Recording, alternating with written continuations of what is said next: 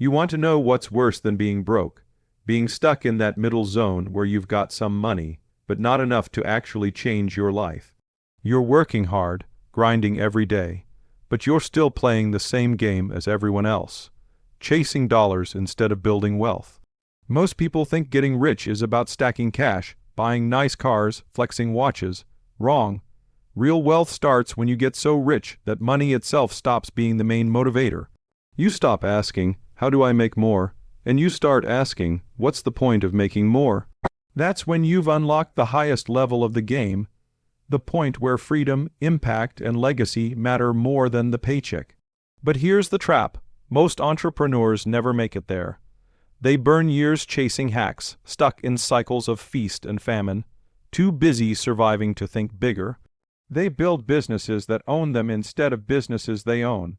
They believe more hours equals more income when the real secret is leverage. This video is for the hustler who's tired of chasing small wins, the builder who wants a system that prints money while they sleep. The competitor who wants to win so big money isn't the finish line, it's just the scoreboard. Stick with me, and I'll give you 6 principles that will make you so rich you'll literally question the meaning of making money. And more importantly, you'll never look at business or your life the same way again. Here's the brutal truth. If the only way you make money is by showing up and putting in hours, then you don't own a business, you own a job, and most people never realize that's why they stay stuck. They think the answer to making more is working more. They'll sacrifice sleep, they'll grind weekends, they'll add more clients. But what happens? They hit a ceiling. Because no matter how hard you work, you've only got 24 hours in a day. If you're playing the hours for dollars game, you've already lost. Think about it. Lawyers, consultants, freelancers, they charge per hour or per project. At first, that feels like freedom. You're your own boss, right? But then reality hits. Your income is capped by your time. You're shackled to your calendar. And the moment you stop working, the money stops too. That's not wealth. That's a hamster wheel with a nicer view. The wealthy play a different game. They stop thinking, "How can I earn?" and start thinking, "How can I multiply?" Instead of selling time, they sell systems. They sell products that don't care if it's 2AM or 2PM. They build teams that can execute without them. They create offers that scale without their direct involvement. That's leverage. Let me give you an example. When I ran my first gyms, I thought the way to make more money was to coach more sessions. I was exhausted, burnt out. Then I realized the path wasn't working harder, it was replacing myself. I trained other coaches, built a repeatable system, and suddenly the business could run without me.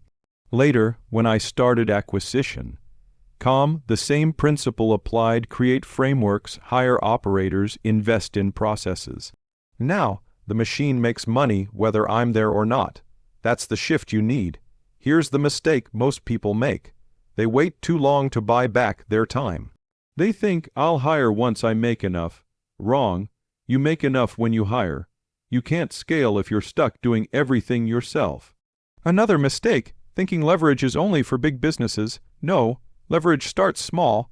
Automating your calendar, outsourcing bookkeeping, building a template instead of rewriting every email. Each one buys you back time you can reinvest into higher value activities. So what's the play? Start by writing down everything you do in a week. Circle the stuff only you can do. Everything else, systemize it, delegate it, or automate it. Next, ask yourself, if I were paid only for results, not time, how would I structure my business? That question forces you to stop thinking like a worker and start thinking like an owner. The takeaway is simple. You'll never get rich selling hours. Wealth only comes when you separate your income from your time. Stop trading sweat for dollars. Start building systems that print money whether you're awake, asleep, on vacation, or dead. That's when you stop working for money and money starts working for you. If you want to know why most entrepreneurs stay broke, it's because they're solving small problems. They pick businesses where the ceiling is already low. They sell handmade bracelets. They resell cheap gadgets. They start tiny service companies that depend on hustling one client at a time. And then they wonder why they can't break through 6 figures, let alone 7 or 8. The truth is, the size of your bank account is directly tied to the size of the problem you're solving. Think about it. People will only pay you in proportion to how much pain you take away. The bigger the pain, the bigger the paycheck.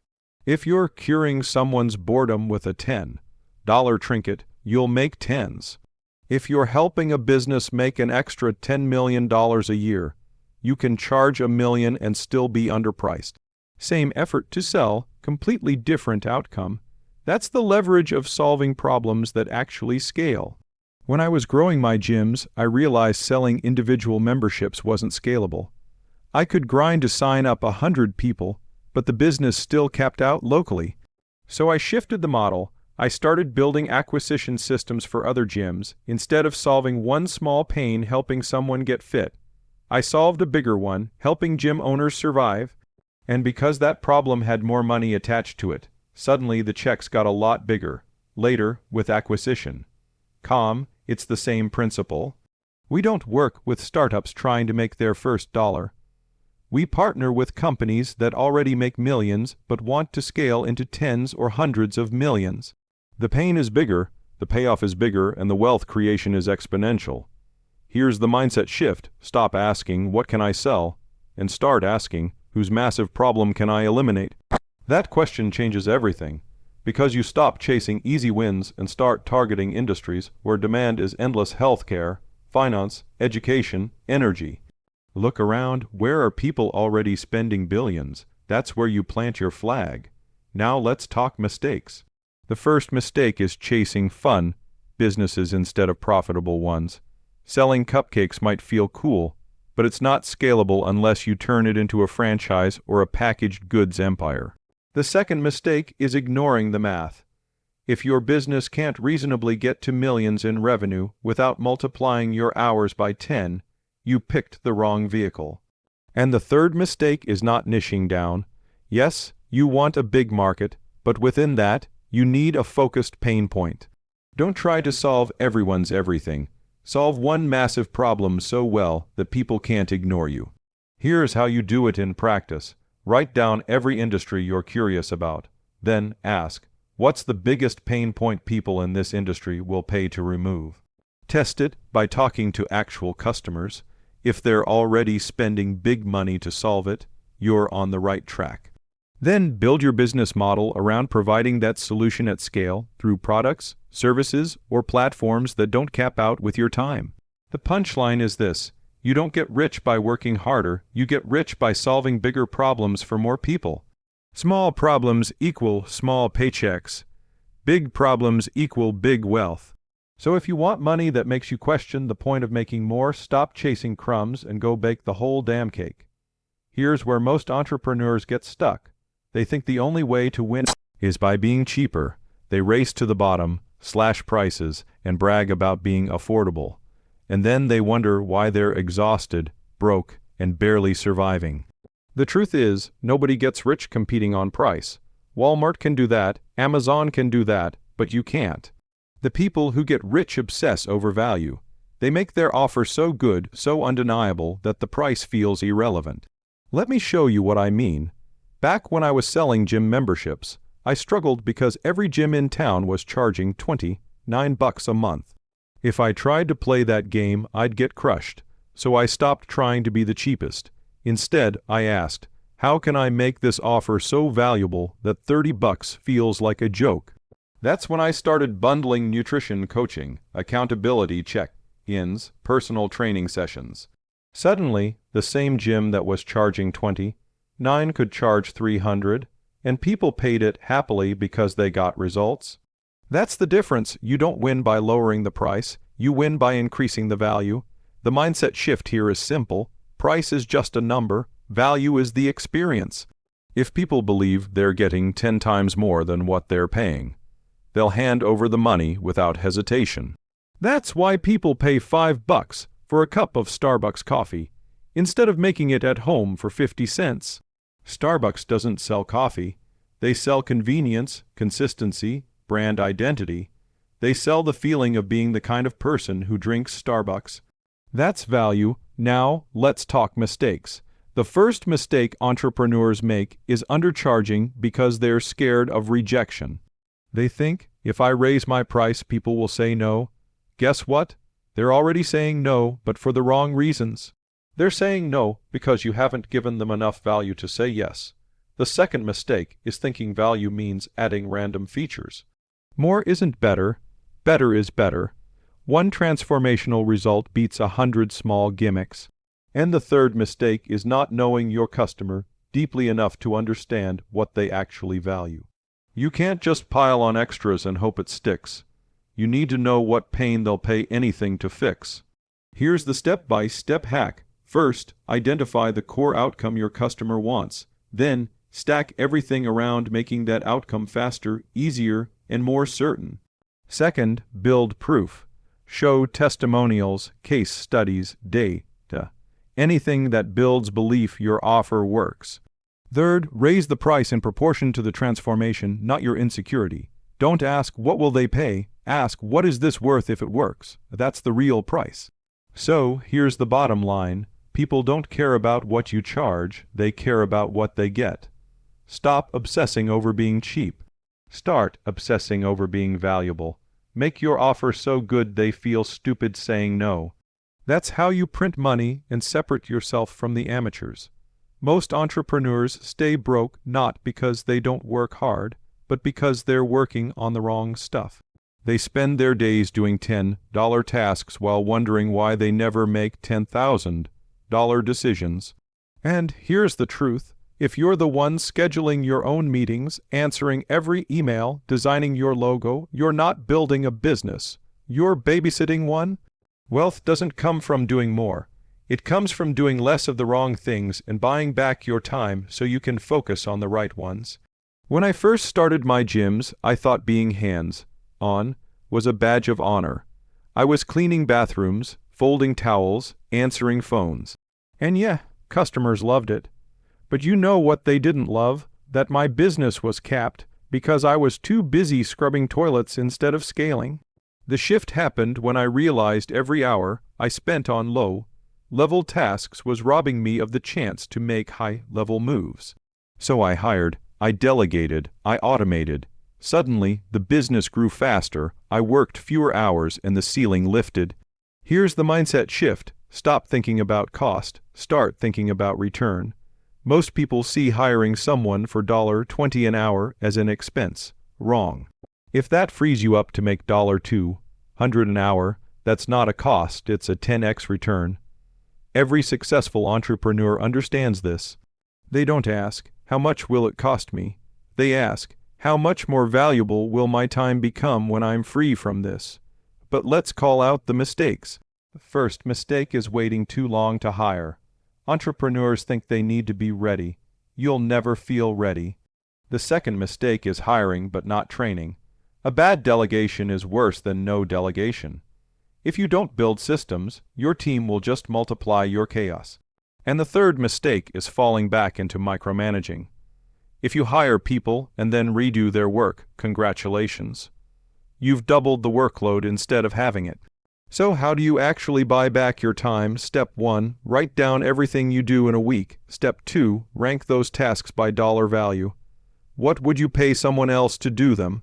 Step 3, start outsourcing the lowest value tasks first, even if it's uncomfortable, even if it feels like a stretch.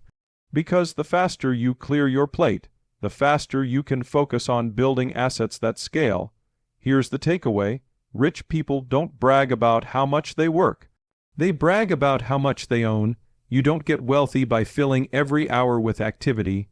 You get wealthy by buying back your hours so you can focus on what multiplies wealth. Stop doing $10 jobs when you should be making $10 zero decisions. That's the difference between hustling and winning. Here's what nobody tells you.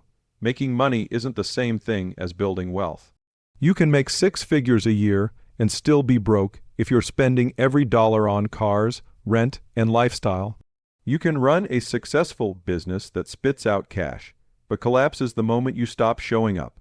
That's paycheck thinking, and paycheck thinking keeps you trapped. Real wealth comes from assets, things that keep paying you long after the initial effort is done. When I was first making money with my gyms, I thought I was rich. I had good cash flow, but here's the problem. The second I stepped away, the cash stopped. That's when I realized I didn't own wealth. I owned stress. Later, when I started buying equity in companies and investing into scalable systems, that's when the game changed. Suddenly, my money was coming from assets ownership, not effort. And assets are what separate the truly wealthy from everyone else. The mindset shift here is this: stop asking, how much can I earn this month? Start asking, what am I building that will keep paying me for decades? Assets can be businesses, real estate, intellectual property, equity in other companies, even digital products that scale infinitely. Each one is a machine. The more machines you own, the less dependent you are on your own labor. But let's talk about the mistakes. The first mistake is lifestyle creep. Entrepreneurs finally make some money, and instead of reinvesting, they upgrade the car, the watch, the vacations. Suddenly, the money's gone and they're back to square one. The second mistake is chasing short-term cash grabs, dropshipping this month, crypto hype the next. That's not building, that's gambling.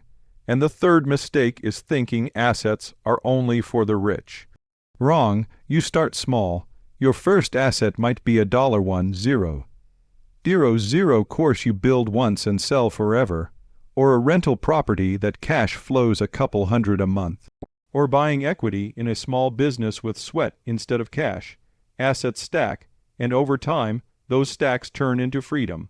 So how do you actually build assets? Step 1. Stop spending everything you make. Set aside a portion of every dollar and reinvest it. Step 2. Pick a vehicle where your effort compounds. If you're in services, package your knowledge into products. If you're in business, negotiate for equity. If you've got spare cash, buy into appreciating or cash, flowing assets instead of liabilities. Step 3. Protect them. Assets only matter if you keep them, so avoid bad debt, high burn rates, and emotional investments. Here's the punchline: paychecks feed you, but assets free you. If you want to stop working for money and start making money work for you, stop chasing income and start building ownership. Because the day you stop trading effort for dollars and start stacking assets is the day you stop playing checkers and start playing chess. But let's talk about the mistakes. The first mistake is lifestyle creep. Entrepreneurs finally make some money, and instead of reinvesting, they upgrade the car, the watch, the vacations. Suddenly, the money's gone and they're back to square one. The second mistake is chasing short-term cash grabs, dropshipping this month, crypto hype the next. That's not building, that's gambling. And the third mistake is thinking assets are only for the rich. Wrong. You start small. Your first asset might be $1.00 course you build once and sell forever, or a rental property that cash flows a couple hundred a month, or buying equity in a small business with sweat instead of cash. Assets stack, and over time, those stacks turn into freedom. So how do you actually build assets? Step 1. Stop spending everything you make. Set aside a portion of every dollar and reinvest it. Step 2. Pick a vehicle where your effort compounds. If you're in services, package your knowledge into products. If you're in business, negotiate for equity. If you've got spare cash, buy into appreciating or cash, flowing assets instead of liabilities. Step 3. Protect them. Assets only matter if you keep them, so avoid bad debt, high burn rates, and emotional investments. Here's the punchline: paychecks feed you, but assets free you. If you want to stop working for money and start making money work for you, stop chasing income and start building ownership. Because the day you stop trading effort for dollars and start stacking assets is the day you stop playing checkers and start playing chess. Let me tell you something you might not believe right now. Making money gets boring. I know it sounds crazy if you're struggling to pay rent or hustling for your first 6 figures. But the moment you get rich enough that bills, food, cars, and even luxuries are covered, you realize something terrifying. Money stops motivating you. That dopamine hit you used to get from closing a sale or seeing your bank balance rise, it fades, and that's when most entrepreneurs hit a wall. Because if the only reason you were building was money, now you've got nothing left to chase. I remember the first time it hit me. I had made more than I ever thought possible. I could buy anything I wanted, but instead of being excited, I felt empty. I caught myself asking, why am I still doing this? What's the point?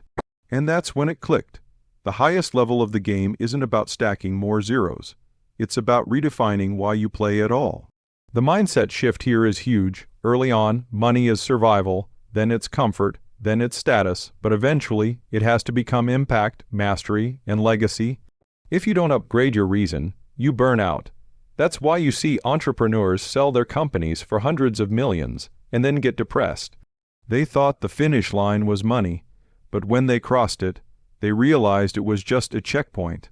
The real game keeps going, so how do you play it differently? First, redefine your scoreboard.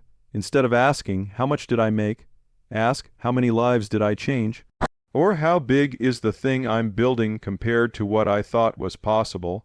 Second, aim for mastery. Make the craft itself the reward. When you stop chasing dollars and start chasing excellence, you'll keep playing because you love the game. And third, think legacy. What are you leaving behind that will outlive you? A company, a movement, a philosophy, a family foundation. It doesn't matter.